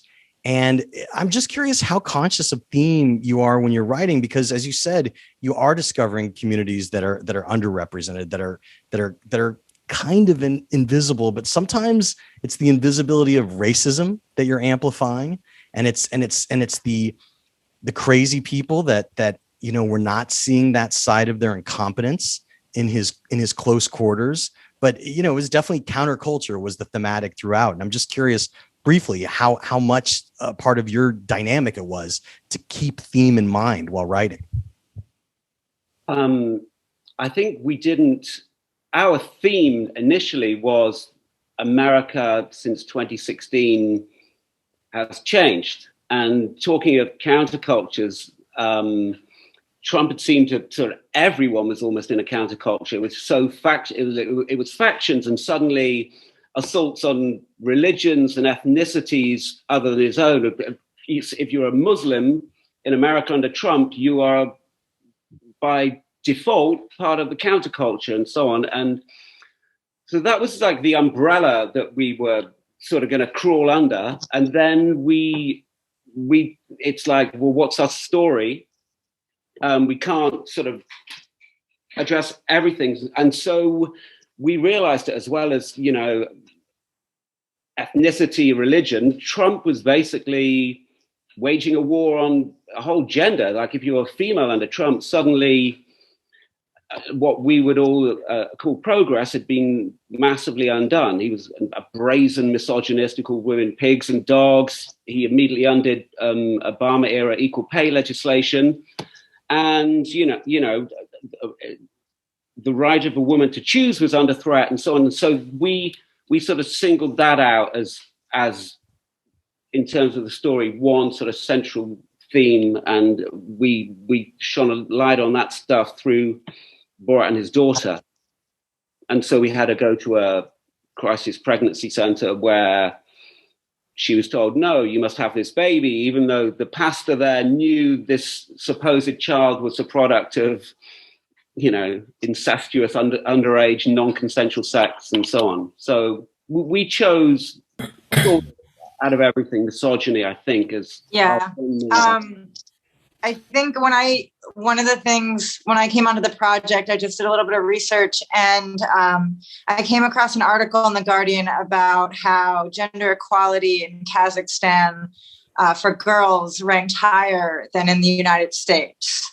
And, Trumpism definitely was, it felt like a referendum on gender, but even before Trump, women's rights, particularly reproductive rights, have been under assault for decades. And so it was really cool to be able to show the many ways in which misogyny is rampant and to show it in a funny way that you could actually hook people into. So theme was very present in my mind. Also just having done comedy for 15 years, getting to write gross out female humor felt like such a novel, cool opportunity that I hadn't gotten to do prior. But yeah, what Ant said, I mean, I think the Pregnancy Crisis Center thing is particularly interesting because people don't know that those places are real, they're legal, there are more of them than there are actual abortion clinics in America. And as of 2018, the Supreme Court ruled in their favor that they could operate in California without having to tell people that they are misleading them. And so to get to expose that on the big screen was so thrilling. Yeah. And for research, if anyone's curious about learning more about that, John Oliver did a great segment about crisis pregnancy centers a couple of years ago. You could find on YouTube. Peter, just anything about theme for you?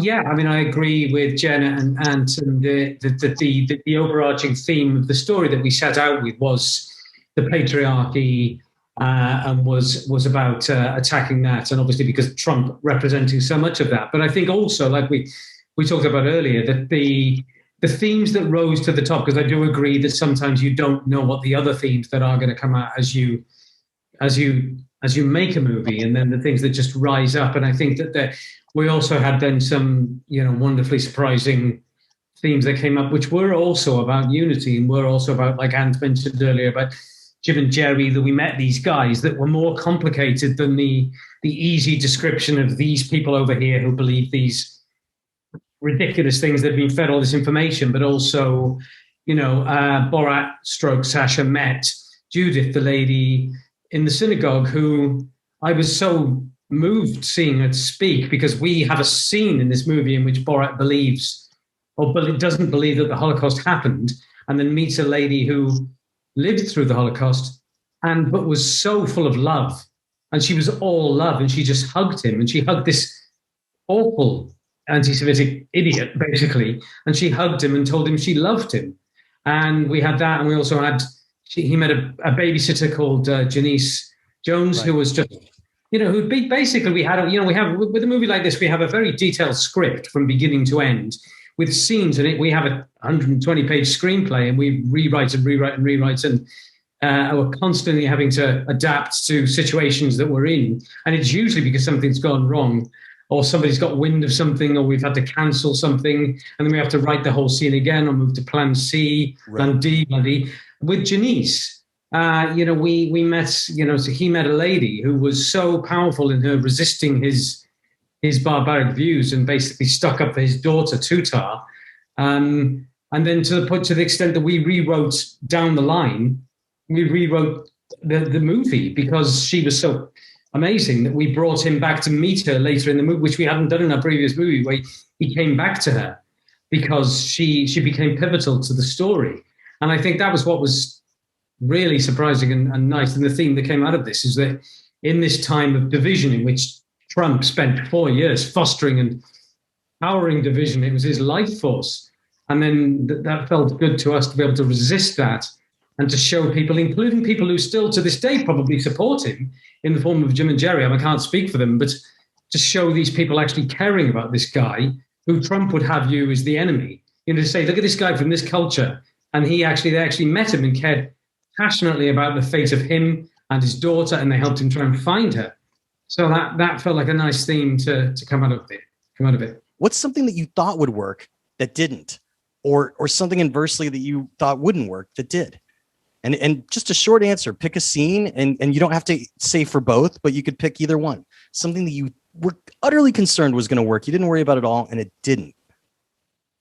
Okay, well, I did not think that they were going to be able to get Giuliani to open up his pants. I just did not think that somebody would lie on a cat, would like lie on a bed and do that. And we were having discussions about it. And like, I used to, like do this kind of work with like, not with Giuliani, but with other figures like that when I was a producer at The Daily Show. And I was like, there's no way you're going to get him in that room opening up his pants for Maria, and they got it. So. And I have to say, if you want Giuliani to do that, it's not that difficult. You should, after 6 p.m. and make sure there's a bottle of scotch in the room, and basically you're good. Duly noted. For the father, Florian or Christopher, something you thought was not going to work that did. Christopher. I don't know.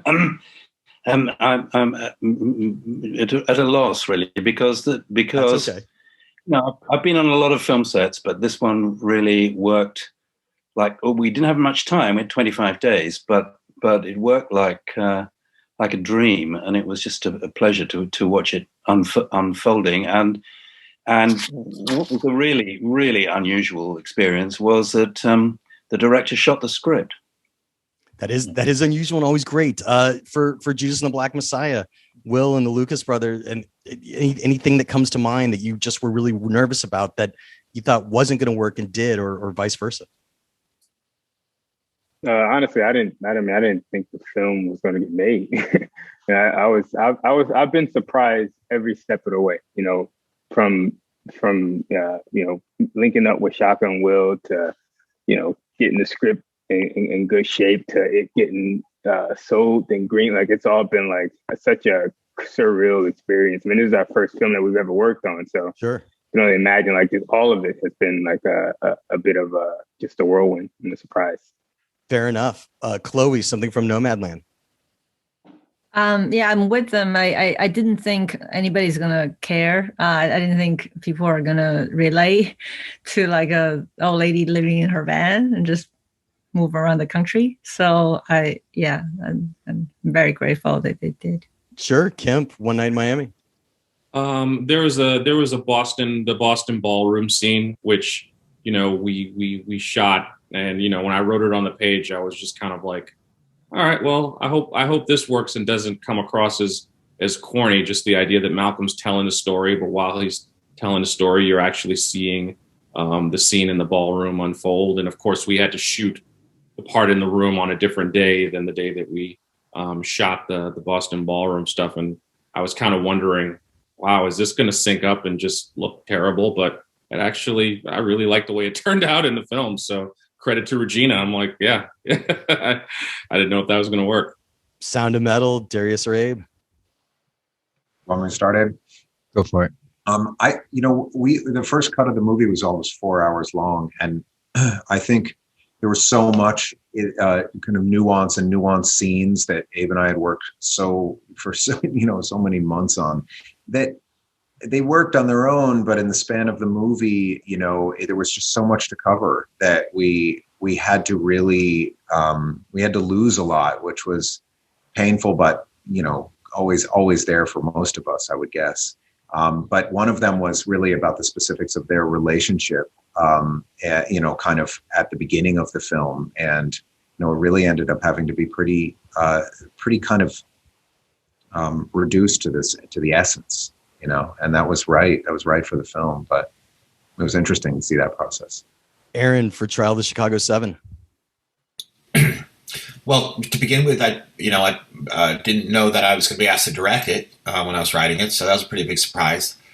And then I'd say that it was the cast, the size of the cast, and the number of people in the cast who were used to starring in their own movies and not being part of an ensemble. Turned out they loved it. They like to pass as much as they like to shoot. I was worried about these are also very different actors. Is it going to feel like they're all in the same movie? And that wasn't a problem. Rameen, for White Tiger. There's a lot of weird tonal things in the film that I'd never done, and I actually don't know if any of these things work, because I don't know about you guys. I've never seen my movie with anyone because of COVID. I never had a chance to see it with other human beings. There's many moments like this, but there's a moment in the film where the main character tells his master, "I want to smash your skull and steal your money." And I shot it and wrote it under the assumption there would be no movie tricks, that the audience would just understand he didn't really say that. I hope it worked.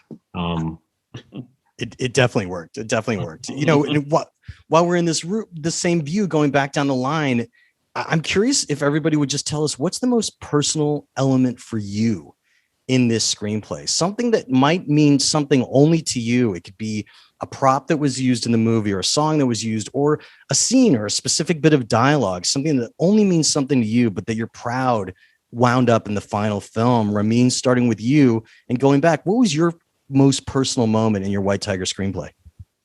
The moment that I don't know for what reason it strikes me the most is the main character is understanding that he's poor. I don't think he realized what it meant to be poor until he was yelled at by one of his masters, played by Priyanka, and he's brushing his teeth. And he's realizing, he's thinking to himself, why was I raised to live like such an animal? And as he's spitting the toothpaste out, he says, if only a man could spit his past out so easily. And I just found it very personal, because I always dream what it would be like if I could be a different person and not have my past and not be who I am. And I could just be free to be something else and not be trapped by who I am. And that's the part that feels personal to me. Aaron, your most personal moment. Well, I guess, there's an argument that Tom Hayden and Abby Hoffman have, Eddie Redmayne and Sasha. And it's almost word for word what I composed driving in my car listening to high school music, having a fight with myself. That's great. Darius and Abe. So much of this film is really, really personal, and really, I think that I think the last scene between Ruben and Lou for me was one of those scenes that it's in the end of the scene, and it's a kind of a simple scene, but it took heaven and earth to find it. And it was probably because it was so personal to me, you know, and it wasn't something I could find actively. I had to somehow live something out in my life in order to know it was there. Abe. Yeah, I mean, I think the last paragraph of the film was really hard to get to. It took years. And the way I got there is I told my brother to fly to Europe and finish the film. And he did. He went to Europe and he wrote the last paragraph of the film. And that's a good strategy for anyone looking to finish a film. Just give it to a good writer. Cheating, brother, you got it. Come on. No, but that last paragraph of the film, it just sums up the whole experience for me, and it's incredibly personal to me, even though I didn't write it. And it's just the culmination of, I think, everything we wanted from this story. Kemp. I mean, pretty much the entire argument between Sam Cooke and Malcolm X is just my inner monologue come to life. But I've had to pick one specific thing. There's a point where Sam is saying that everybody wants a piece of the pie. He doesn't. He wants the recipe. And that is, I didn't invent that expression. I've been hearing it since I was a little kid. I've been saying it since I was a teenager. And that's kind of been like a philosophy a lot of my friends associate with me in terms of my way of thinking, that I was excited to get into the film. Chloé. Well, for me, it's these moments of sort of what appear to be loneliness in the film. I definitely have experienced very intense, still do, intense feeling of loneliness in my life. And I think that's why I want to do this for a living, is basically asking, like, is there anybody out there? You know, and sometimes being in nature, the character being in nature, and if you don't hear an answer, sometimes that's okay, you know, and that's for Fern to discover being alone in nature, and that's a very personal one for me. Will. It's kind of a macro moment, and it's not really on the page, but you know, I spent 2 weeks on the set, the last 2 weeks on the set, and the moment I got there was immediately the best creative experience of my life, and it was just joyous, and every single person on the crew was there because they wanted to be and they cared about telling Fred Hampton's story. But as amazing as that was, I also immediately had the sense of like, could these multi-million dollars be spent better trying to right some of the many wrongs the movie is talking about? And I Sherman Hampton Jr. and his mother, Akua Najeri, who went by Deborah Johnson 50 years ago, were on set a lot. And in talking to them, I think they helped me understand that the mantra of the Black Panthers, the idea of heightening contradictions and then forcing them into reconciliation, is that's kind of a formal endeavor of art anyway. You know, as Coleridge said, poetry emerges in the reconciliation or balancing of seemingly opposite discordant qualities and characteristics. And I kind of felt like, okay, if the revolutionary thought indeed is similar to the art making thought indeed, then it's okay to make art for millions of dollars that could actually be on the ground helping people. Kenny? I didn't write this scene, but in 2004, when I came across Fred's story, the thing that always struck me as just horrific and that always makes me cry and stay up at night is the how they describe his death and the police officers raiding his apartment and 99 bullets or however many there were. And I was on set when we were filming that scene, and I got to see Fred Hampton Jr. was on set when we were doing it, and it was just like it just made it was very hard to get through that scene, and I couldn't imagine what Fred Hampton Jr. was going through and Mama Akua. So that was the scene that really just like always strikes me as hard.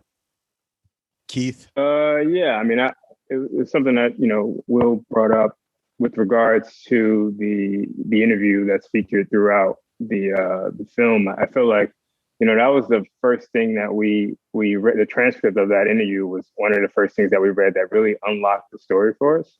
And so the fact that Will and Shaka fought to keep that in, and I think was quintessential, and I think that was one of the things I wanted to be featured. So definitely the interview with Bill and Neil.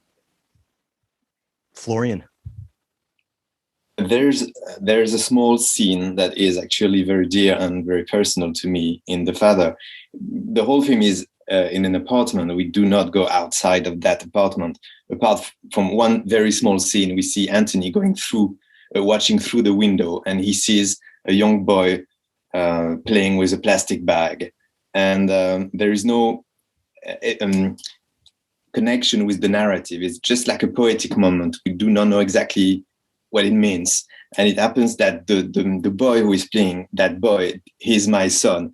And it was like a personal moment for me. The Father, I mean, the film is called The Father, and I wanted at that moment to be to be a father in that journey. That's Christopher. Well, it's not really something to do with the film itself. It's just that, I mean, my first screenplay was made almost 50 years ago with Anthony Hopkins. And so really to be on set with him almost 50 years later and watching him work, it just felt like, my life in the profession passing before my eyes. So, and it was very moving to be there, quite apart from the fact that everyone was working, so, at the top of their game. It was really, it stirred all kinds of memories sitting on the set. Ant for Borat. Well, we wrote this film and shot the story in sequence. And basically what we ended up with was what we had conceived, which meant that mid-July last year, we'd been through all these adventures and all these obstacles, but we still didn't have the end of the movie. And the end of the movie was that one infamous scene. And so for me, the moment that will stay with me forever is just the immense pride and profound pride I felt in seeing Maria Bakalova, who started months earlier as a 22-year-old unknown actress from Bulgaria. English was her second language. She was away from home, away from her family. And to see her journey and her to be thrown into the deep end and go head to head with Sasha and be his equal, and then to have the courage and the talent to finish our movie and to get that scene in such a brilliant way. And that will stay with me. Peter. I wanted to agree with Ant, actually. I was going to say about Maria. specifically in that movie, I think my favorite scene in that movie is Maria in a car with Janice, the babysitter, and she's about to go, but Janice has taken her out for the day and she's about to drop her and she's going to go and have cosmetic surgery to prepare her for later on that scene that Anne's talking about, where she's going to have chest augmentation and this and just these horrible things. And her performance in that, I think, is so amazing. And it's like, and fundamentally, it is a comic scene. And what we do primarily, we are comedy writers, and it's a bit of we're still dipping our toes in the water, thinking, right, trying to write more mature, dramatic movies. And she's so on the cusp of, she's trying to tell her, you can see herself trying to tell herself to do what her father has raised her to do. And this is what you need to do. And she loves her father and she wants to, and so she's thrown by her father has been, and her culture has been something that's, this is what you do. And your path to happiness is to marry a powerful man. But Janice has challenged that and has caused doubt. And you can see this look in her eyes. And I think it's beautiful, and there's comedy in that scene, but there's also this kind of this lovely moment where you just see this person kind of breaking through, and it feels almost like that was Maria, like breaking through as well. She's amazing. She was such a fantastic revelation for us, and so yeah, that's my favorite thing in the movie. It's interesting because it was so dark that it was a moment in the writer's room where I just kind of like laughed, and Sasha saw my face and he was like, "What do you want to say?" And it was that line of like, I wanted to die, but I couldn't get a gun. So I went to a synagogue and I waited to get shot. And my cousin's synagogue was the Tree of Life synagogue that was shot up. And it was just like, it was so cool that we could make comedy out of that moment and show a Holocaust survivor in a comedy testifying that she had lived through the Holocaust in a year where we were like, Trump might win and we might actually slip into fascism. So that is clearly, you can hear it by my voice. It's like, don't cry in front of your coworkers. But that is a moment that is very like personal to me. Well, that is a fantastic a place to come to a conclusion before our last question, which I'm sure will only last 30 seconds. But before we get there, I want to thank all the publicists who made this possible, and thank each of you today. And of course, our sponsors of screencraft.org and finaldraft.com and backstory.net. And here's the final question. For whoever is brave enough to answer it, you don't have to. You could take the fifth, or you could come up with an answer as a fan. This is now the 13th time I've asked it, and we're just going to go through everyone and give them a chance to answer it if you dare. As everybody knows, in Hollywood, it is common to hire a rewriter. And this is a completely silly question, but I'm asking each of you, if you were hired on to rewrite any of the other films, what is a scene that you would want to put in there as a fan? Or you could make a joke answer, or you could take the fifth, but something that you wished was in there. Obviously, Borat meeting the My Pillow guy was something that was possibly going to be in that movie. But we're going to start with the writers of Borat. The only thing is you can't pick your own movie. So we're just going to go down the line. You could take the fifth if you don't want to answer. You could make a joke, or you could, as a fan, say a film that, oh man, I wish it was in there. So starting with Peter, and this is lightning fast. You don't have to spend tons of time.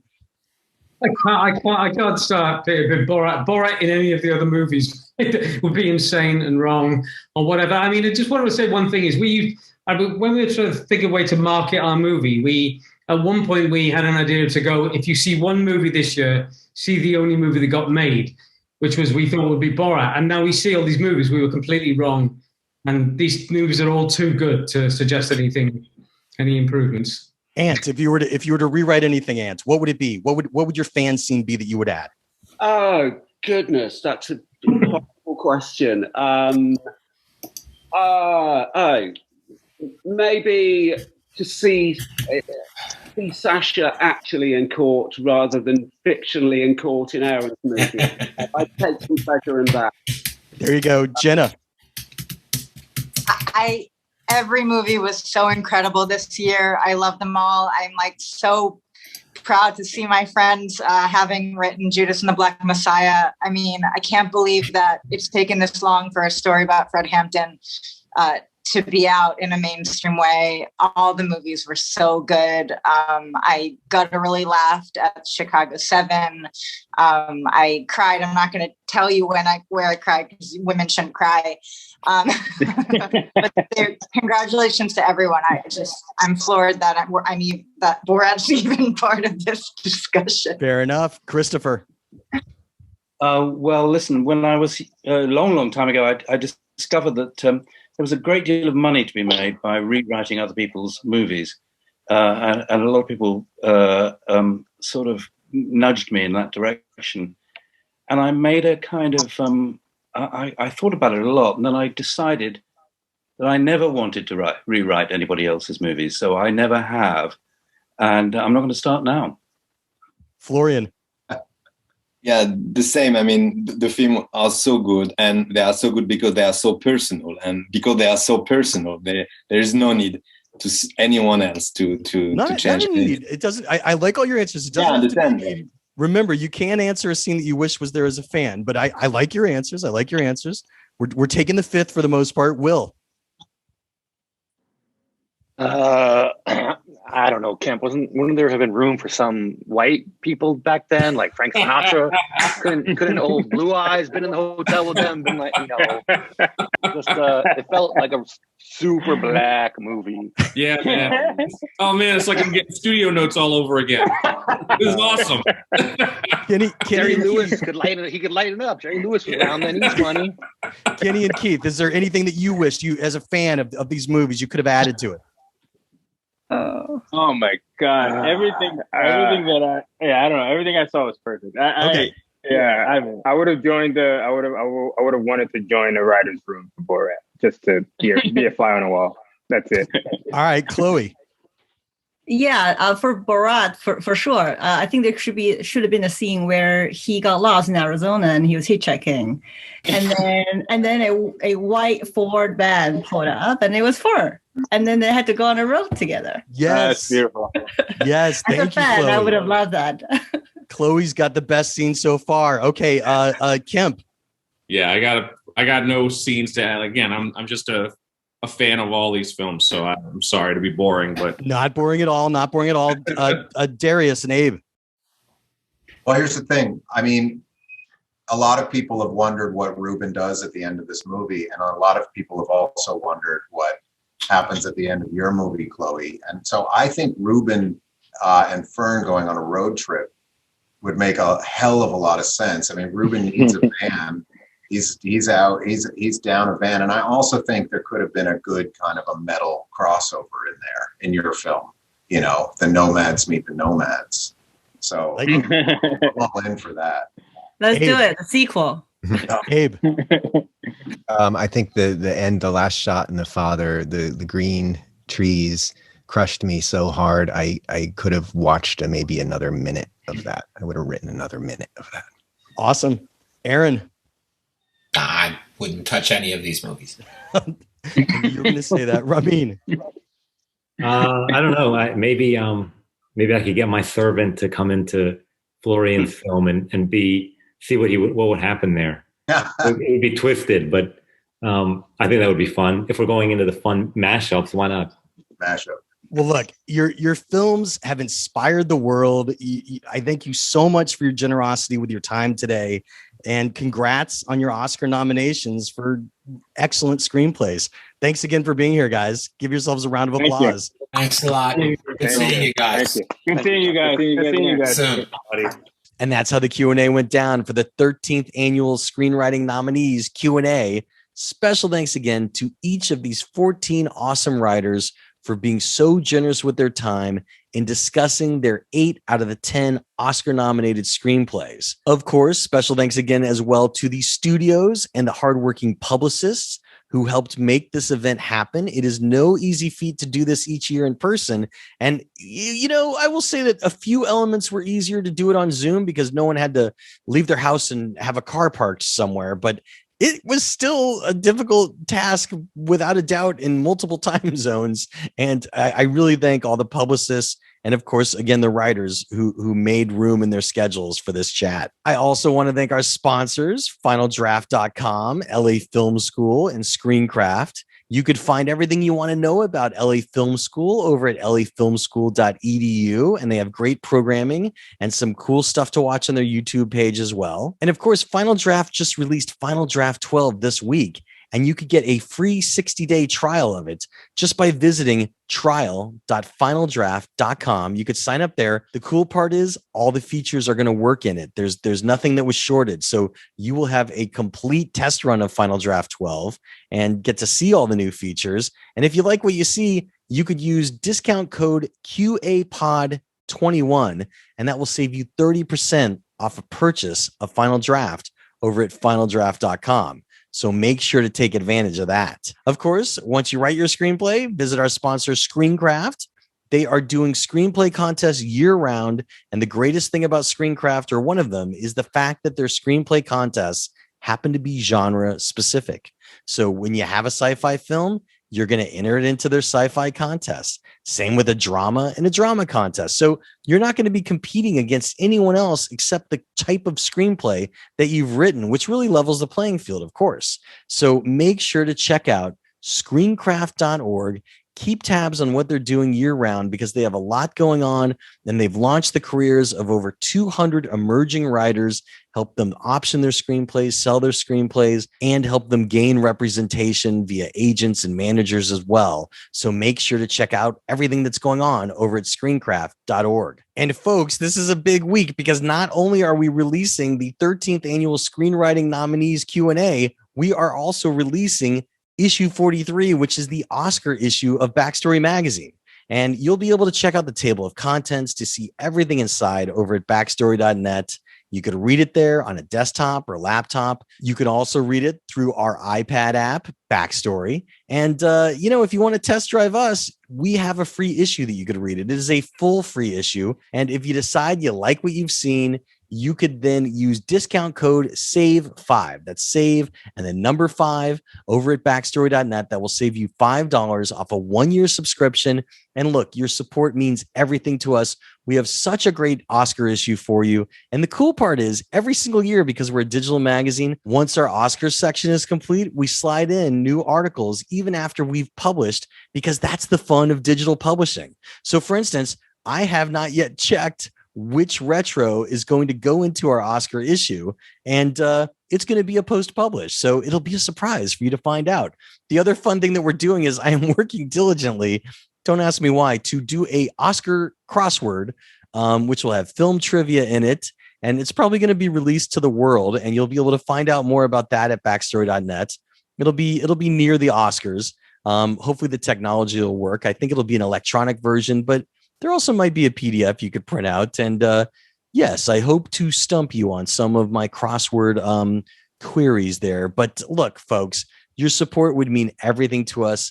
So thanks for considering becoming a subscriber of Backstory Magazine. The Q&A with Jeff Goldsmith podcast is a copyright of Unlikely Films Incorporated in 2021. If for some reason you didn't know this, we also launched a YouTube page this year during the pandemic. That's where all these Zoom casts go, so you could watch these interviews. But of course, you could always find them in iTunes or Spotify as the Q&A with Jeff Goldsmith podcast, just like you always have. If you ever want to reach out to me on social media, you could find me as Yo Goldsmith on Twitter. I also run the Backstory_mag account on Twitter. Same 2 accounts on Instagram, actually. Yo Goldsmith on Instagram and Backstory_mag on Instagram. And I have a Facebook fan page in there too. I don't check it as often as I should. I'll get around to it a little more, I promise. If you want to write into us, the best way is backstoryletters@gmail.com. That'll always arrive to the right inbox. It won't get crowded out with other things. So that's maybe a really easy way to communicate. And look, I love hearing from readers, and I love hearing about your reading experience and where you're coming from in the world. So feel free to drop a line anytime. And folks, the 13th annual Screenwriting Nominees Q&A was another fun event, and I'm so glad it happened. I'm Jeff Goldsmith, the publisher of Backstory Magazine and the host of the Q&A, thanking you for tuning in and telling you to stay out of trouble. Till next week.